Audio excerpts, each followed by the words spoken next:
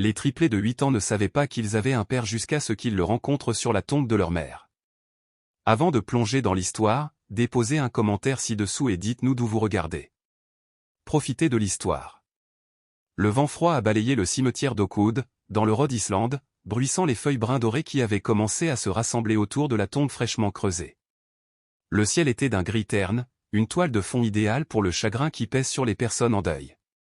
Parmi eux se trouvait Jackson Montgomery, un homme connu pour son immense richesse, son empire commercial et le pouvoir que lui confère le fait d'être l'un des investisseurs les plus redoutables de Wall Street. Pourtant, aujourd'hui, rien de tout cela n'avait d'importance. Aujourd'hui, c'était juste un homme qui avait perdu sa femme. Eleanor avait été son point d'ancrage. Elle était la seule à avoir jamais vu l'homme derrière les millions, derrière les décisions impitoyables, derrière le costume cravate. Ils avaient construit une vie ensemble, remplie d'amour, de rire et de regrets. Le regret de ne jamais avoir d'enfant les avait toujours hantés, mais ils avaient appris à vivre avec. Maintenant, alors qu'il se tenait près de sa tombe et regardait le cercueil descendre dans la terre, un creux remplissait sa poitrine. C'était comme si une partie de lui avait été enterrée avec elle. Les funérailles ont été grandioses, comme prévu. L'élite du Rhode Island s'était rassemblée, certaines par véritable chagrin, d'autres simplement parce que c'était l'événement social de la saison. Des collègues, des partenaires commerciaux et des amis se sont présentés pour présenter leurs condoléances, chaque poignée de main et chaque étreinte étant mécanique. Jackson n'en a presque rien enregistré. Son monde était devenu silencieux, noyé par les échos du rire d'Eleanor, la chaleur de sa voix qui n'atteindrait plus jamais ses oreilles. Il voulait que la foule disparaisse, qu'elle le laisse seul avec son chagrin, mais il savait que c'était impossible. Un homme comme lui n'a jamais été vraiment seul, sauf dans les domaines qui comptent. Alors que la cérémonie prenait fin et que les fidèles commençaient à s'éloigner, Jackson resta immobile, les yeux fixés sur le bois poli du cercueil, désormais couvert de poussière. Ses doigts tremblaient légèrement tandis qu'il resserrait son manteau autour de lui, le froid perçant le tissu. Son chauffeur, Thomas, un homme plus âgé qui faisait partie de la famille Montgomery depuis des décennies, attendait patiemment à distance, sachant que son employeur avait besoin de ce moment. Jackson prit une profonde inspiration et se tourna pour partir lorsque ses yeux aperçurent quelque chose d'inhabituel. 3 petits personnages se tenaient aux abords du cimetière, à moitié cachés derrière un grand chêne. 3 petites filles identiques aux cheveux auburn attachés en queue de cheval soignée, portant des manteaux bleu marine assortis. Leurs visages étaient pâles, leurs expressions illisibles, alors qu'ils le regardaient avec une intensité qui semblait au-delà de leur âge. Ils n'étaient pas habillés comme les autres participants. Alors que la plupart portaient des manteaux noirs coûteux et des foulards de créateurs, ces enfants portaient des vestes simples et des robes unies. Ils semblaient avoir environ 8 ans, et il y avait quelque chose d'étrangement synchronisé dans leur façon de se tenir debout, les mains jointes comme s'ils tiraient leur force l'une de l'autre. Jackson fronça les sourcils, essayant de les placer. Il ne les a reconnus lors d'aucune réunion de famille et ils ne semblaient pas non plus appartenir à l'un des associés qui y avait assisté. Pourtant, il y avait quelque chose en eux, quelque chose qui faisait battre son cœur un peu plus vite, même s'il ne comprenait pas pourquoi. L'une des filles, il ne pouvait dire laquelle, tant elles étaient identiques, fit un pas hésitant en avant, puis s'arrêta comme si elle reconsidérait sa décision. Leurs regards se croisèrent pendant un bref instant, et Jackson ressentit une étrange attirance vers eux. Mais avant qu'il ait pu dire quoi que ce soit ou bouger dans leur direction, tous 3 se tournèrent à l'unisson et s'éloignèrent, disparaissant derrière le grand chêne. La voix de Sir Thomas perça ses pensées. La voiture est prête. Jackson jeta un coup d'œil dans la direction où les triplés avaient disparu, puis secoua la tête. Ce n'était probablement rien. Peut-être étaient-ils des parents du gardien du cimetière, ou peut-être vivaient-ils à proximité et étaient-ils simplement curieux de connaître le grand rassemblement.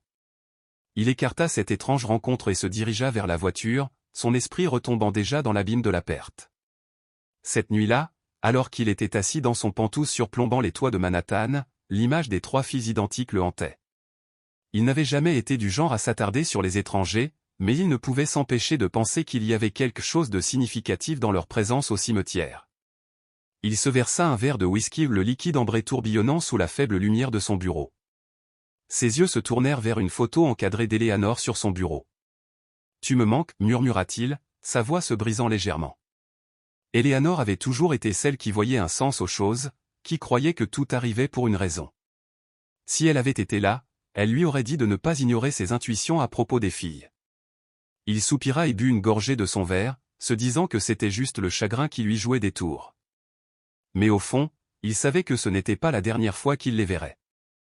Jackson Montgomery n'avait jamais été du genre à s'attarder sur le passé ou à être obsédé par des moments insignifiants, mais pour une raison quelconque, il ne parvenait pas à se sortir de l'esprit l'image des 3 petites filles identiques. Cette nuit-là, le sommeil refusa de venir. Il restait éveillé dans son penthouse de Manhattan, regardant le plafond, écoutant le bourdonnement lointain de la ville. Chaque fois qu'il fermait les yeux, il les revoyait debout près du chêne, leurs visages pâles, leurs mouvements synchronisés, le regardant avec une intensité qui lui semblait presque familière. Au matin, il s'est convaincu qu'il réfléchissait trop. Les funérailles avaient été épuisantes sur le plan émotionnel, et peut-être avait-il simplement imaginé la signification de ce moment. Le chagrin pourrait jouer d'étranges tours à l'esprit. L'après-midi suivant, Jackson se retrouva assis dans son bureau, au 54e étage de Montgomery Investment, les yeux rivés sur ses rapports trimestriels. Son assistante avait prévu des réunions à la suite, mais il n'y avait pratiquement pas prêté attention. Son esprit était ailleurs, fixé sur les 3 mystérieuses jeunes filles. Il avait passé toute sa vie à prendre des décisions calculées, à résoudre des problèmes et à prédire les tendances du marché avec précision, mais il ne parvenait pas à se débarrasser du sentiment qu'il s'agissait de quelque chose d'important, de quelque chose qu'il devait comprendre. Frustré par lui-même, il décrocha son téléphone et appela Thomas. « J'ai besoin que tu fasses quelque chose pour moi », a déclaré Jackson dès que son chauffeur a répondu. « Tu te souviens de ces 3 petites filles au cimetière hier? Celles qui se tenaient près du chêne ?»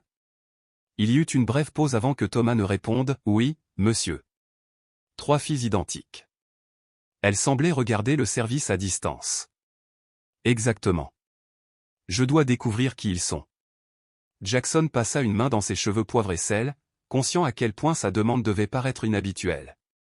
Vérifiez auprès du personnel du cimetière, peut-être qu'ils ont vu quelque chose. Découvrez tout ce que vous pouvez. Thomas a accepté sans poser de questions aux l'une des nombreuses raisons pour lesquelles Jackson l'appréciait et a mis fin à l'appel. Plus tard dans la soirée, alors que Jackson était assis dans son penthouse avec un verre à la main, son téléphone sonna. C'était Thomas. « Monsieur, je les ai trouvés. » Jackson se redressa, son rythme cardiaque s'accélérant. « Qui sont-ils? » Ils s'appellent Harper, Haley et Anna Wilson. Ils ont 8 ans et vivent à Brooklyn avec leur tante Charlotte. Et, monsieur, hésita Thomas, il y a autre chose. Leur mère était une femme nommée Meredith Wilson. Le verre faillit glisser des mains de Jackson à la mention de ce nom, Meredith Wilson, un nom qu'il n'avait pas entendu depuis près d'une décennie mais qu'il n'avait jamais oublié. Ils s'étaient rencontrés lors d'une collecte de fonds universitaire, où elle était une brillante jeune professeure de littérature. Leur relation avait été brève mais intense, un tourbillon de passion, de liens intellectuels et de possibilités qui avait pris fin lorsque sa carrière avait nécessité un déménagement à Londres. La voix de Sir Thomas le ramena au présent. Il y a plus encore. Meredith est décédée il y a 3 mois d'une leucémie. La gorge de Jackson se serra. Et les filles? Vous avez dit qu'elles avaient 8 ans? Oui, monsieur. Né le 12 mai, il y a 9 ans. 9 ans. Le timing était parfait pour leur relation. Une lourde prise de conscience s'installa sur lui comme un poids. Merci, Thomas, réussit-il à dire avant de raccrocher.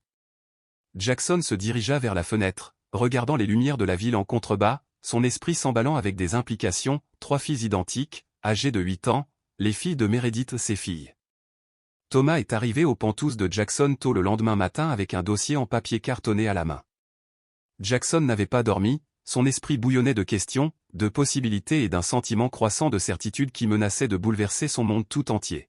« Tout ce que j'ai pu trouver se trouve ici », dit Sir Thomas en posant le dossier sur la table basse en verre. Ce n'était pas facile, mais j'ai un ami dans les archives publiques. Jackson hocha la tête, sa main hésitant avant d'ouvrir le dossier. À l'intérieur se trouvaient les actes de naissance de Harper Grace Wilson, Haley Rose Wilson et Anna Faith Wilson, toutes nées à quelques minutes d'intervalle à l'hôpital presbytérien de New York. Leur mère était Meredith Wilson, père non répertorié. Sa gorge se serra alors qu'il examinait les copies des formulaires d'inscription scolaire et les dossiers médicaux.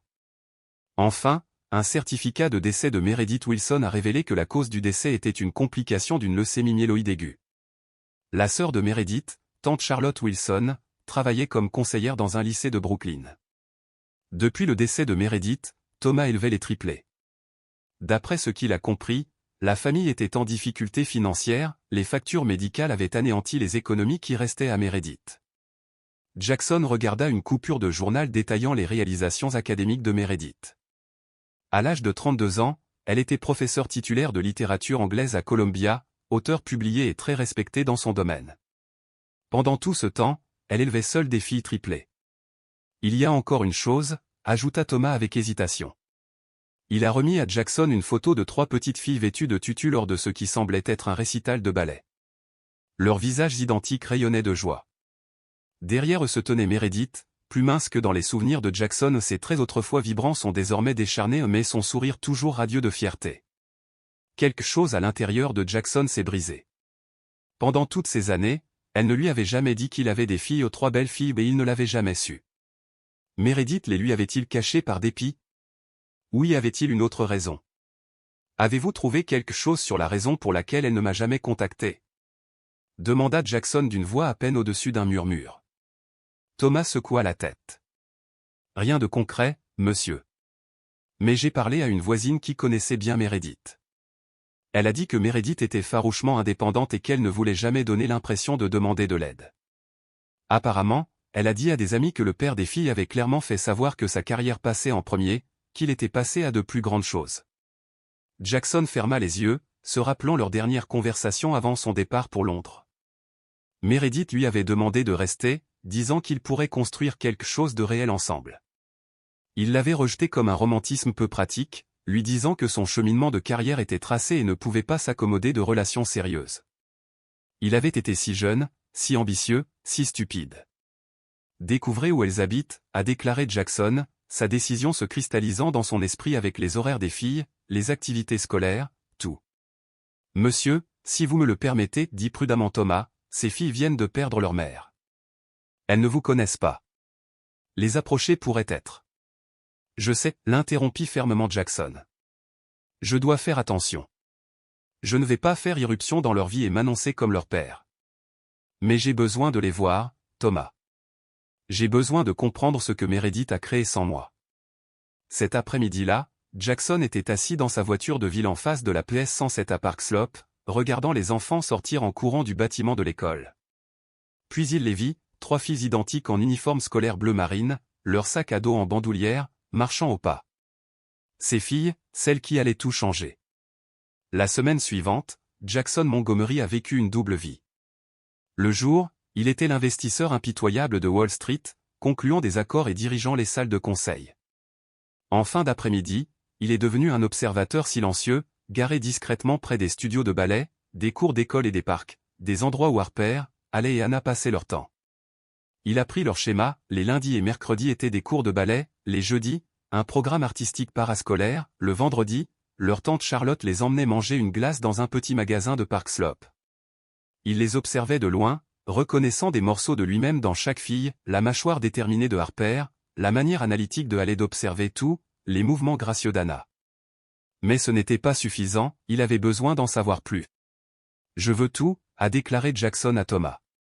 Antécédents médicaux, bulletins scolaires, qui sont leurs amis, quels livres ils lisent, j'ai besoin de les comprendre. Thomas, toujours fidèle mais de plus en plus soucieux, compile ce qu'il peut. Monsieur, il y a quelque chose que vous devriez voir en premier, dit-il prudemment en lui tendant un autre dossier. À l'intérieur se trouvait une lettre adressée non pas à Jackson, mais aux filles. Il avait été retrouvé parmi les effets personnels de Meredith après sa mort, selon la source de Thomas à l'hôpital où elle avait passé ses derniers jours. Jackson déplia les pages avec les mains tremblantes, reconnaissant immédiatement l'élégante écriture de Meredith. Mes filles chéries. Si vous lisez ceci, cela signifie que j'ai dû vous quitter plus tôt que je ne le voulais. Il me reste tellement de choses à vous apprendre, tant de moments que je souhaitais partager. Mais sache ceci, tu as été la plus grande joie de ma vie, mes 3 miracles parfaits. Il y a quelque chose que j'aurais dû te dire à propos de ton père. Il s'appelle Jackson Montgomery. Il était brillant, ambitieux et, pendant une brève période, l'amour de ma vie. Quand j'ai découvert que je te portais, il était déjà parti pour une nouvelle vie à Londres. J'ai alors fait le choix peut-être juste, peut-être faux de ne pas lui parler de toi. Non pas qu'il s'en fichait. C'est parce que je voyais clairement sa voie, un avenir de réussite immense qui exigeait son dévouement total. Je ne supportais pas d'être celle qui le forçait à faire un choix, ou pire, de lui en vouloir pour avoir changé le cours de sa vie. J'ai donc choisi pour nous tous et j'ai relevé le beau défi de vous élever seul. Je n'ai jamais regretté cette décision, pas quand j'ai vu vos premiers sourires, entendu vos premiers mots ou vu vos premiers pas. Mais je me suis souvent demandé si tu pourrais un jour avoir besoin de lui, ou s'il aurait besoin de toi. Si un jour vous souhaitez le retrouver, sachez que mon choix ne vous engage pas, vous en avez le droit. Tout mon amour, pour toujours et à jamais. Maman. Jackson a lu la lettre 3 fois, les larmes coulant sur son visage. Elle ne lui avait pas caché les filles par méchanceté ou par dépit. Elle lui avait donné la liberté de poursuivre ses ambitions tout en supportant seul le fardeau. Le poids de son sacrifice l'écrasait. Elle n'a même jamais essayé de me contacter, murmura-t-il, plus pour lui-même que pour Thomas. Selon Charlotte, la sœur de Meredith, elle a failli le faire une fois. Quand les filles avaient environ 3 ans, Meredith avait des difficultés financières. Elle vous a recherché, a découvert que vous aviez épousé Eleanor et semblait construire exactement la vie qu'elle avait imaginée pour vous. Elle a alors décidé de vous laisser tranquille. Jackson ferma les yeux, imaginant Meredith seule avec 3 enfants en bas âge, travaillant pour les subvenir aux besoins, sans jamais demander d'aide, alors que lui et Eleanor avaient tout sauf les enfants qu'ils voulaient désespérément. L'ironie était insupportable. Je dois les rencontrer, dit-il finalement. Pas en tant que père, pas encore, mais d'une manière ou d'une autre, j'ai besoin d'être dans leur vie.